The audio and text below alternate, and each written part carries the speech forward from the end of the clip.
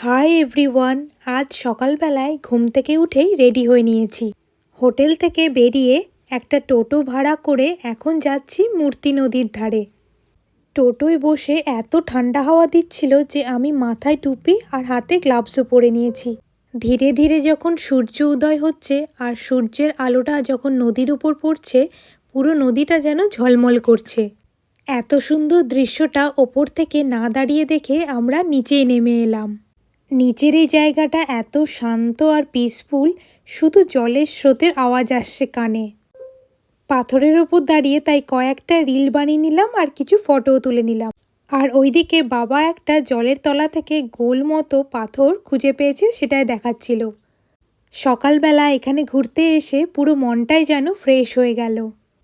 কিছুক্ষণ এখানে সময় কাটিয়ে আমরা ওপরে উঠে এলাম। তারপর একটা দোকান থেকে মোমো কিনে মোমো খেলাম। ঠান্ডার মধ্যে গরম গরম মোমো খেতে কিন্তু বেশ দারুণ লাগছিল। তখন বাজে সকাল 8টা। আবার ওই টোটো করেই আমরা হোটেলে ফিরে এলাম। আর তোমাদের তো আমি আগের ব্লগে দেখাতে ভুলেই গেছি, আমাদের হোটেলের সামনে এই সুন্দর একটা ফুল গাছ ছিল। এত মিষ্টি কালারটা যে আমি ফোনে না ক্যাপচার করে থাকতে পারলাম না। এরপর জামাকাপড় ছেড়ে ফ্রেশ হয়ে সোজা চলে গেলাম ব্রেকফাস্ট করতে। আজকের মতো টাটা।